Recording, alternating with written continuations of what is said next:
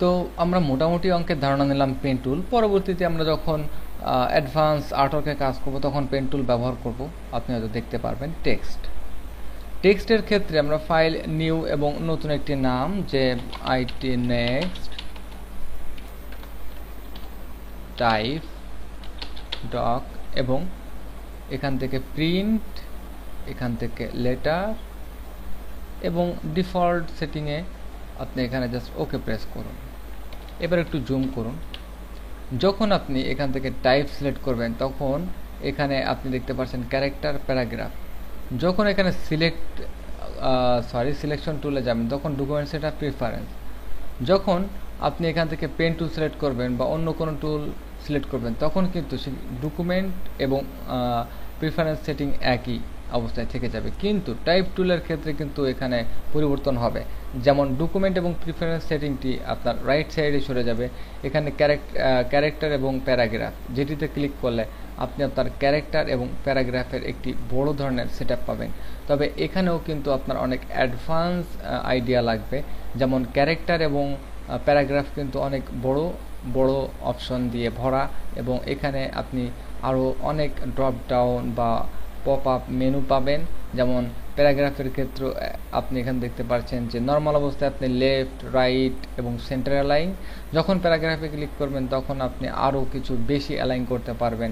যেমন এখানে justified with last line align left, justified with last line align centre, justified with last line align right, last line, এবং এটি totally justified line.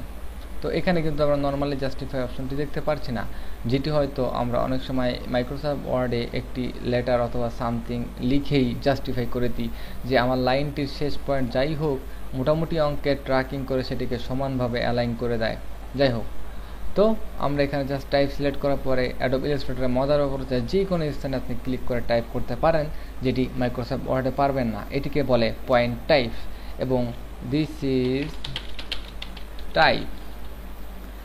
এবং আপনি আরও একটি অংশে আপনি টি প্রেস করে এখান থেকে টাইপোগ্রাফি, এবং এই টাইপকে আপনি এখান থেকে শিফট চেপে ড্র্যাগ করে বড় করতে পারেন। তবে যখন বড় করবেন তখন খেয়াল করবেন যে এখানে আপনার পিটি বা পয়েন্ট বৃদ্ধি পেয়েছে বা সাইজ ইনক্রিজ হয়েছে। আপনি এখান থেকে সিলেক্ট করে জাস্ট 16, এবং এটি আপনার 16 পয়েন্ট বা 16 পয়েন্টের টাইপ, এবং অল্টার চেপে একটি কপি করেন, এটি আপনার 32 টাইপ করলে 32। একই নিয়মে আপনি এখান থেকে ফন্ট পরিবর্তন করতে পারেন। এখানে বিভিন্ন ধরনের ফন্ট যদি আপনার ইনস্টল করা থাকে, আমি যেহেতু কিছু প্রফেশনাল ফন্ট ব্যবহার করি, এবং এখান থেকে যে কোনো একটি ফন্ট আপনি পরিবর্তন করতে পারেন। এবং টাইপোগ্রাফি কিন্তু খুব ক্রিস্টাল ক্লিয়ার হবে, কারণ আপনার এই যে লেখাটি সম্পূর্ণই ভেক্টর, এবং ভেক্টর কখনো কোয়ালিটি নষ্ট করে না।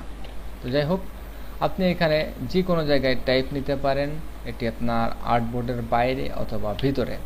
এটি হলো পয়েন্ট টাইপ, যে কোনো এরিয়ায় টাইপ করলেন, যে কোনো জায়গায় আপনি রাখতে পারেন। আবার আপনি এটিকে ইচ্ছা করলে সিলেক্ট থাকা অবস্থায় ডিলিট করতে পারেন, ডবল ক্লিক করে এটিকে মডিফাই করতে পারেন। যেমন ডবল ক্লিক করলে একটি ওয়ার্ড সিলেক্ট হবে।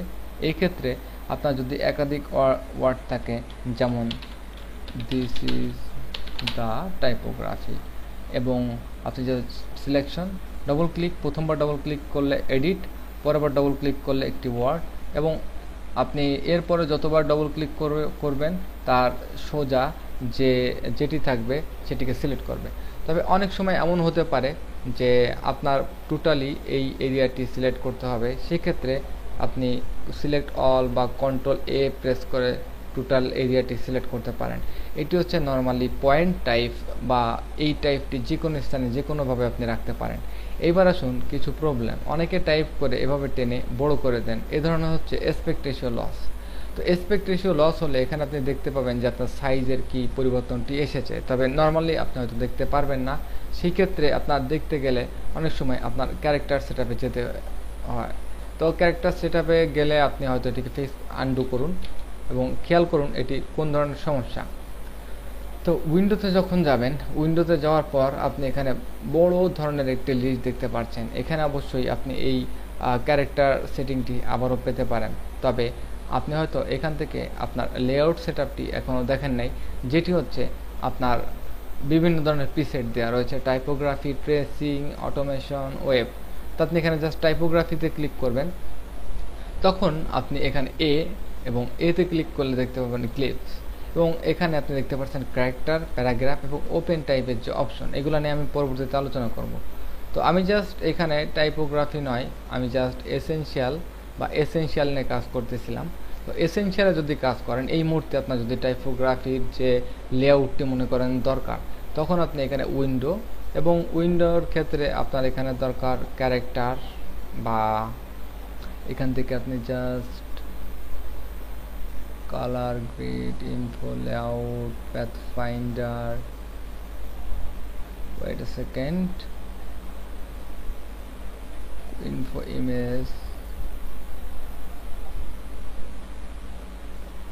লিঙ্ক, ও types, control T for character, এবং অ্যাড করলাম।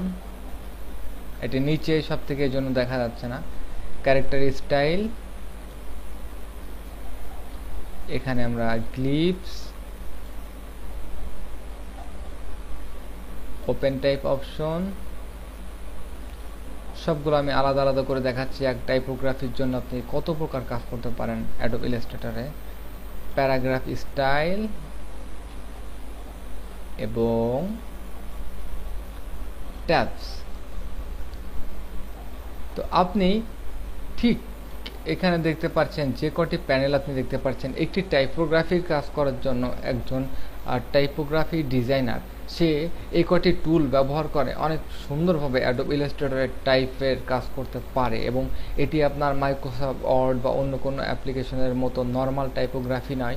এখানে অনেক অ্যাডভান্স ফিচার রয়েছে, যেটির মাধ্যমে অনেক অ্যাডভান্স ধরনের ইফেক্ট এবং অনেক অ্যাডভান্স ধরনের ট্র্যাকিং করা সম্ভব, যেটি আপনার নর্মাল টাইপোগ্রাফি থেকে টোটালি অ্যাডোব ইলাস্ট্রেটরের টাইপোগ্রাফি ব্যতিক্রম। এবং পরবর্তীতে আপনি হয়তো অবাক হবেন যে অ্যাডোব ইলাস্ট্রেটরে একটি ফন্ট বা একটি প্রফেশনাল ফন্টকে কত সুন্দরভাবে ক্লিপস এবং বিশেষ করে আমাদের এখানে ক্যারেক্টার সেটআপের মাধ্যমে আমরা সেটিকে অ্যালাইন করতে পারি। সেটি আপনি পরবর্তী ভিডিও টিউটোরিয়ালে দেখতে পারবেন। ধন্যবাদ।